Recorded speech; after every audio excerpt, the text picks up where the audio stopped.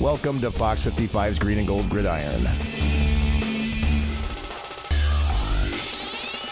So much for joining us here on Fox 55's Green and Gold Gridiron. I am Brian Graff alongside former Packers and Badgers offensive lineman Bill Ferrario, a man who missed last week's show because you were playing basketball with other former Packers. I did, and I'm recovering a little bit body-wise. It takes a little bit longer to recover, but yeah, doing a charity event. Excited to be back here. Keith filled in pretty well for me. We got a couple things to address about that, but yeah, excited to be back. So you're going to review the film with Keith I later? think I want to break down Keith's breakdown on Bill's breakdown. Did you like the open that he had? I did. You know, I like both opens. The little one, a little bit of offense from that. You know, a little my so-called dunk. I got some issues with, but you know, I guess I'm gone for a week. I open up to criticism. It looked pretty natural to me. It did. You know, the Packers had the bye week. They were off. They hit the break with a 5-3 record. They trail only the Lions in the NFC North. 4 NFC teams, including Detroit, have a better record than Green Bay. Seattle with the same record.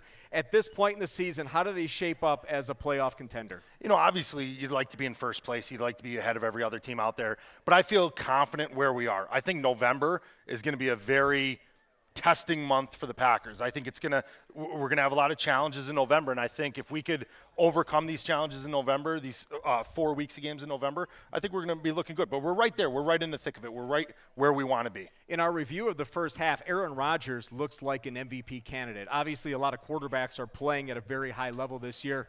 Jordy Nelson, Randall Cobb having very good years. Devontae Adams, we'd seen him make some huge strides. And the offensive line, you know, we got to talk about that, and that's kind of something we do laugh about once in a while, but we do mention this.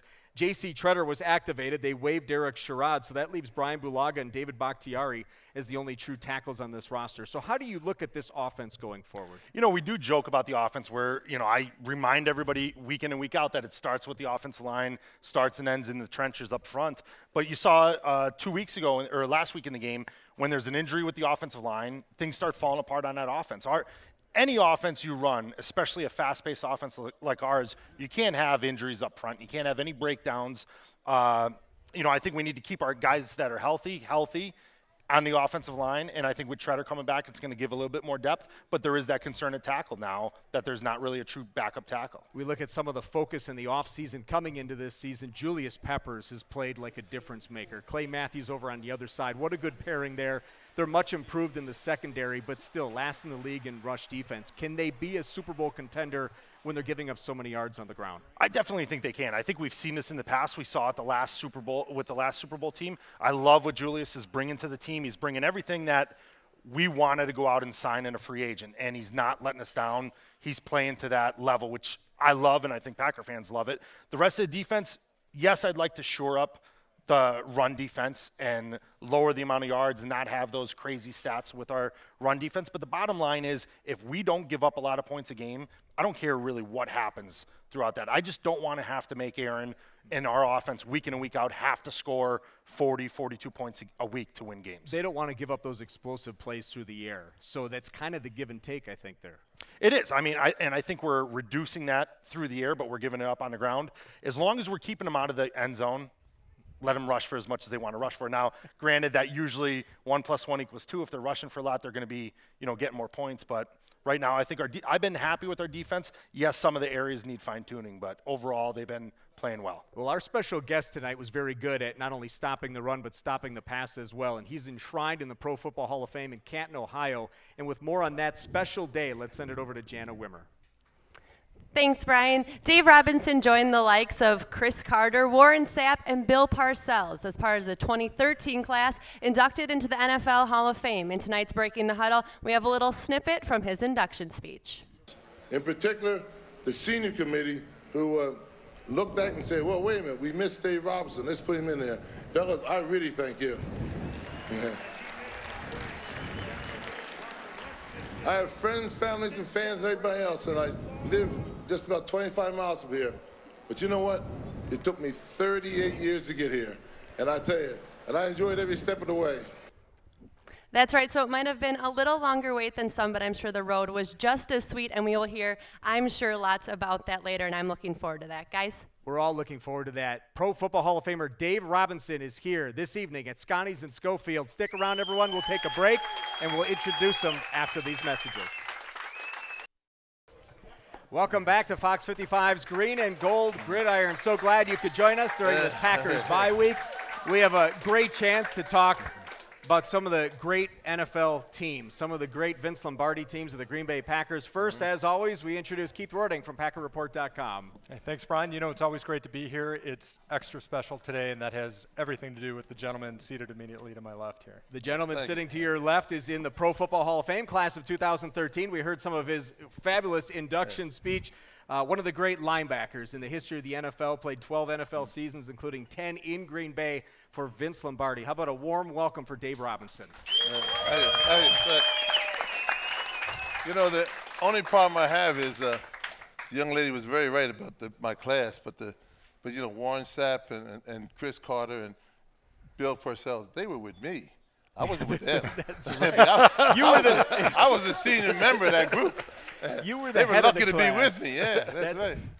I was like that fine wine that ages and gets better and better and better. There you go. You did have to wait longer than them. Did that make it extra special that day? Yes and no. It made me start to wonder if I was ever going to get in my lifetime or not.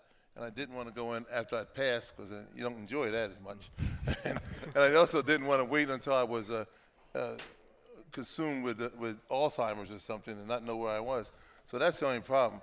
Now, I'm being on the board so long, I knew that Hall of Fame likes to have 4 or 5 people. Makes for a good class. So I'm counting them. And he got to number 5. And then number 5 was not me. And I said, oh, in fact, it was Parcells' thing. And then I said, oh, no. And I was disappointed. And then at that moment, he said, Dave Robinson. And I just the whole inside of me just exploded with joy and happiness. I didn't even hear him say Warren Sapp. I didn't know Warren Sapp was the fifth that made it too. And then my son, who had left the room, came running in with a bottle of champagne he saved, opened it up. I don't drink champagne. I'm a beer man. But that was the best champagne I've ever had, just he and I talking about it. And at that point, I told him, I'll say all my coaches had the misfortune of coaching me. Every one of them, they've all passed away. I mean, my high school coach, my college coach, Rip Angle and Joe Paterno, they're gone, and all my position coaches are gone. Vince Lombardi's gone, Phil Bankston's gone, Dave Hanner's gone, and then I went to Washington and George Allen, they're all gone. And the only one left is an assistant coach I had in high school. So I told my son, I'm going to ask him to be my presenter. And my son said to me, he said, Dad, I wish you let me do it. He says, I want to represent Mom and my 2 brothers. And I said, slam dunk, Dad. That's it. You're it. And that's how I got my presenter. I knew within 15 minutes what it was going to be. That's great. Dave, with football being such a team sport and ultimately becoming a family sport, how exciting was it for you going in the Hall of Fame with all the other Green Bay Packers that were in there? And how much interaction did you have with guys that you played with? I know that your teams are a close-knit group of Very guys. close, yeah. There's a lot of interaction with them. And you know, I'll tell you something. When you go in, I mean, I'm glad to be there in hindsight and look back and see all the Packers and be in there with them. But at the time, you don't think about how many Packers are in there or how many are not in there. You just want to know you're in there, and that's it. It's a very selfish moment, I might say. But then later you realize, you look up, and what really hits you is when you come back to Lambeau, like I did in December, coldest day of the year almost, and I got my Hall of Fame ring, and you look up and they unveil your name on the stadium. Green Bay is unique. Lots of teams have rings of honor up in their stadiums, but they're just guys who had good careers who played there. In Green Bay, all the players have gotten to be in the Hall of Fame in Canton. So it's a very exclusive group up there. And look, we see your name go up there, and it's a real sense of immortality because as long as Lambeau is there, your name is going to be up there. If they tear it down and build another one, I think they're going to transpose your name over to the new stadium. I hope so, anyway. but that's just it. And the 2 things, looking at the bus in Canton was the first time I felt this swell of emotion. Because that's a 4,000-year-old bus. That bus can last 4,000 years. Years from now, your relatives can come in and say, that's my great-great-great-grandfather there, or something like that. In the same way, it's immortality up in Lambeau Field, the mecca of football. Lambeau, you know, when I got into the league, there wasn't a team in the league that had its own stadium. Lambeau Field was the only football field in the league. And we played half our games in County Stadium. Every week when you played a football game, there was a pitcher's mound in the middle of the field somewhere, or else you played in a college team on college field. And Lambeau was like the original team football field. When we played in football fields with college fields, they had a track around the outside. Green Bay didn't have a track. The fans were closer to the game. It's always been, Lambeau's always been the greatest place to watch a football game in the National Football League. And people who come here to see games, they all go home with one thing on their mind. They said, Lambeau Field is the mecca of NFL football. And it really is. And to play there and have your name up there up there in the rafters, it's a fantastic feeling. I agree. Yeah. Absolutely. What I find is most impressive out of many things, the players who played for Vince Lombardi became very successful following their football careers. What was it that he was instilling in you as players that you were allowed to grow as men and to take that out into the world following your playing career? It wasn't one thing. It was everything. And the last question I've meant to add, we're still waiting for Jerry Kramer. Jerry Kramer's the next one to come up, and we got room. I told Jerry there's room right next to my name for him. But Vince Lombardi taught us so many things, and I ran a beer distributorship, and every 3 days a week I got up and I gave a sales speech to the boys, to the men, and ladies. We had ladies too, but I remember so many times I talked about things that Vince Lombardi told us. The fact that what makes the Packers great was not in never failing, but in rising every time you fell. And I tell them, if you try to get go to a bar or someplace or a carry out, and you want to get a display and you don't get the display, only the losers sit there and cry about it. You put it aside and you go back and you go get a bigger display at the next stop. Failing is not the problem. It's being down and not getting up when you get knocked down. And the other thing is, like Bart Starr always says, Vince always told us, we want nothing but perfection. We want you to be perfect. Now, you and I know the only perfect man was crucified. But as Vince told us, on the way to perfection, you have to pass excellence. And every man in this room can be excellent at what he does. And that's things like that. It's over and over things he told us. And the things he said, if you listen closely to him, they're not say football. They're talking about life. He said that a man's life, his success is directly proportional to his dedication to excellence. And he didn't say that it's football playing, it's winning and losing championships. It's your life. It's directly proportional to your dedication to being excellent. And all the things he did, all summed up together, made Vince Lombardi. And one of the great games is the Ice Bowl. 50,000 people were there. How many people have told you that they were there? Do you think it's a little more than 50,000? It's conservatively, I'd say 150,000. 150,000 have said. Easy. I have something interesting here. And 100,000 of them were in that end zone where Bart scored. Oh, of course. This here came from Lambeau Field after the Ice Bowl, directly after that win. Glenn and Doris Handrick of Minocqua, I work with their son. Yes. But that was taken out of the stadium. I think there's a certain period of time where no one can come back and find it. They were looking for this piece. But it has exactly. So that's why the field is barely standing at this point. There's some autographs on there, so they asked me to have you sign that. If you wouldn't mind doing that, we'll do that at some point. But I do have proof that I know of 2 people who actually were there, so they're part of the actual 50,000. You don't know that. You know 2 people have a piece of wood. They have a piece of wood with Packers pictures on it. There's been a lot of things. The other thing was, what people don't realize, that gooseneck that's in the goalpost now, that was one of the first games to have it because the NFL, some guy designed it and sold the NFL the idea that you could not tear that goalpost down. And so this is a real test of that Ice Bowl. We couldn't get off the field before the goalpost tumbled. Green Bay fans brought it down like that. I tell you, it was, and so they still use that goalpost, but it's not supposed to be able to be torn down like the old H's. They're dedicated. Yeah. Let's turn our attention now to Titletown topics. We're going to get your opinion and everyone else on our panel here on some of the things that Jana has brought before us.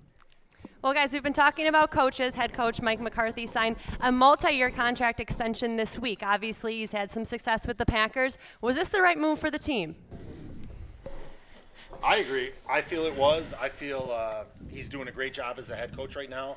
And I look at it and say, I love the way he responded to the questions from the media where he just said, I'm in the 2014 season. That's what I'm concerned about right now. That deal typically gets done in the offseason, but I think it's something that needed to get done. I think the timing was just a little strange during the season, but I'm happy moving forward with Coach McCarthy as the head coach. Well, the way the NFL is set up right now, they can give you a 30-year contract and fire you in the second year. So the length of contract doesn't mean a whole lot as far as the team's concerned. However, when he gets a multi-year extension, it means a lot in his image to the ball players. They know that this man's going to be around. They know if he tells you to jump, you're going to have to just hop and jump next year for a new coach. This guy's going to be looking at you. That was the thing about Vince Lombardi. He was going to be there every year. So it says eons for his prestige amongst the ball club and what it means to the players, how they're going to look at him and how they're going to respect him. Absolutely. You know, and he's just 5 wins away from your old coach, Vince Lombardi. I mean, I think that says it all right there. He's in his 9th year. He's the second longest tenured coach among all Packer coaches. Him and Sean Payton were 2 of 10 new coaches back in 2006. They're the only 2 still there. So he's won 10 or more games 5 different times. I mean, I don't know what more you could ask of a guy to earn an extension. You know, I think he's got that right. You know, when he came to Green Bay, everybody talked about, you know, they called it Pittsburgh macho, but it's really this blue-collar, low-key work ethic. I think he's probably one of the more underrated coaches in the NFL, and I think it's well-deserved. And, you know, if you believe what you hear about the extension, it's going to keep him there with Ted Thompson through 2018. So we have 3 thumbs up here. Jana, topic 2. The Bears this Sunday.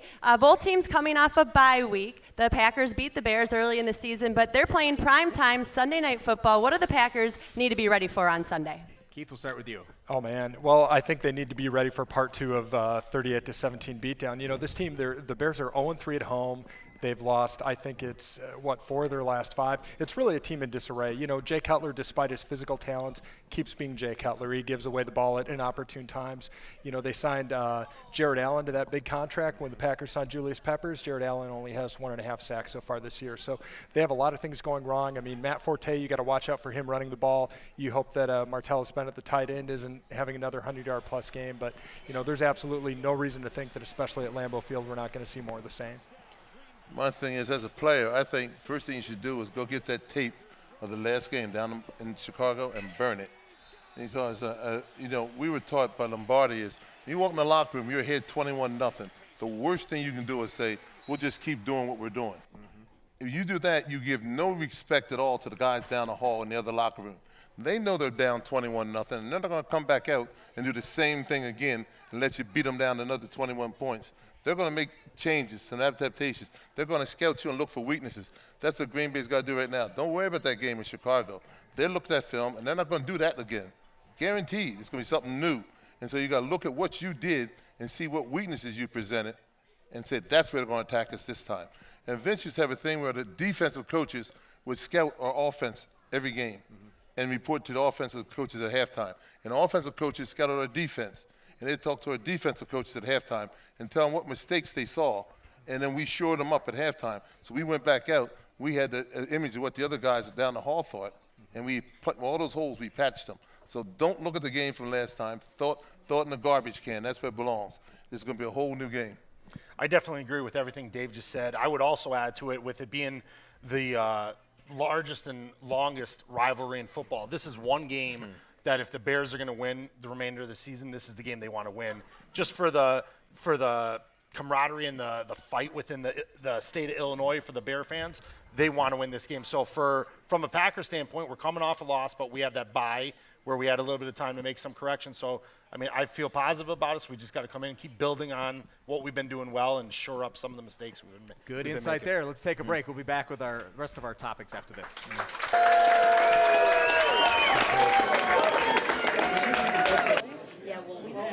Welcome back to Green and Gold Gridiron. We are at Scotty's in Schofield. We have Hall of Famer Dave Robinson here with us, and we have gone through topics 1 and 2, and it's time for topic number 3. After the bye week, Packers fans will see a lot of their team at home. 4 of their next 5 games are at Lambeau Field. So, guys, how big of an advantage is home field advantage, and is it more of an advantage as the weather gets cold? Dave, let's start with you. You know a little bit about home field advantage. Yeah, I do know this. The home field advantage practically has nothing to do with the fans anyway. Because, well, the fans, you hear them only at certain points of the game. There's so much going on, you really don't hear the fans. It's just kind of a background noise. What the home field advantage means is that, take like Jerry Kramer. Jerry Kramer had a superstition about using tape. He would never want anybody to use his roll of tape once he uses it. On the road, at home, he'd get a roll of tape, he'd use it and throw it in his locker, and he'd have, like, in a year, have 50 rolls of tape in there. And the locker boy will bring you another roll of tape for Jerry Kramer. On the road, let's say you're playing in Chicago. Chicago Bears have to hire all the locker boys, both for their locker room and your locker room. The ones in your locker room do not want to be there. They hate you. They don't want to, and they're not going to get Terry Kramer that second roll of tape. And ball players are so superstitious and sensitive. Any little thing throws them off. I would dare say that one of the things that threw Washington off was that bus accident they had going to the game, and then all the other mess. You can't do that. The football player's got to have his mind clear, thinking about the game. And so the home field advantage really starts in the locker room. And Vince Lombardi solved that a very simple way.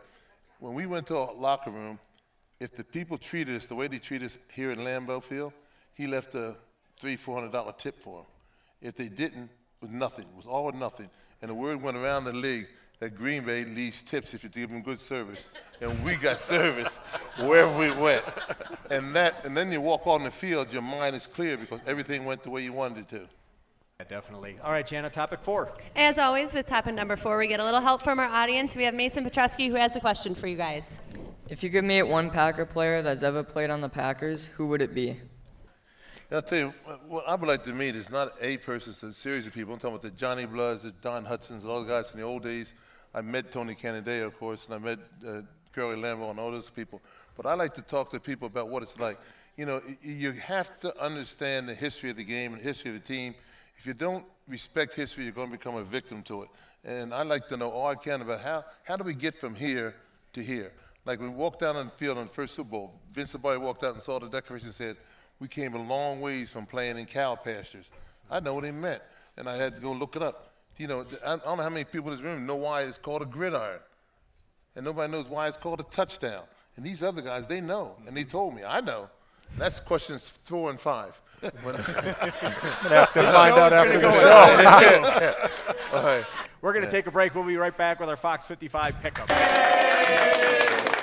We do have a show that could easily go an hour and a half. We're going to move right into our Fox 55 pickups. I'm still leading by 1 game in the standings. People are making up a little ground, but I'm still leading. So we're going to start this week with Dolphins at the Lions. I'm going Dolphins on this one. Dolphins are playing pretty well. Dolphins. Uh-oh. I'm going to Lions. It's going to be a tough game, but the Lions are winning. I'm going to tell you, so many times in the National Football League, a team has this game like the Dolphins did, 30-0. They walk around with their heads that big. The wives are telling them how great they are. The coaches are telling them how great they are. The media is telling them how great they are. Everywhere they go, and then they go someplace on the road, especially, and lay an egg. And that's why I'm taking the Lions. And we were telling them how great they are. You heard it here. Yeah, exactly.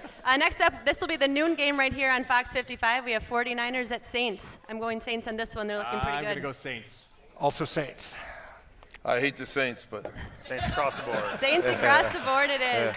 Then your 325 game right here on Fox 55. Giants at Seahawks. I think the Seahawks are bouncing back this week. I'm not a Seahawks fan either, but I'm going Seahawks. It's really more of a vote against the Giants. I hate the Seahawks more. More than the Saints? I'm going to say go with the Lions. And just for the opposite reason, the Giants suck so bad there. That they have got.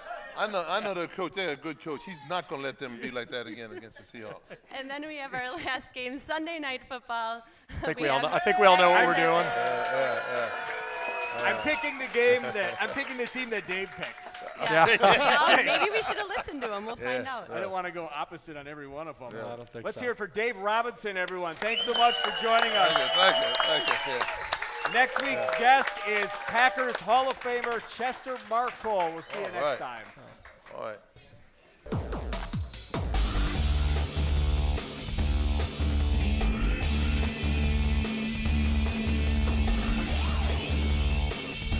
Thank you for watching Fox 55's Green and Gold Gridiron.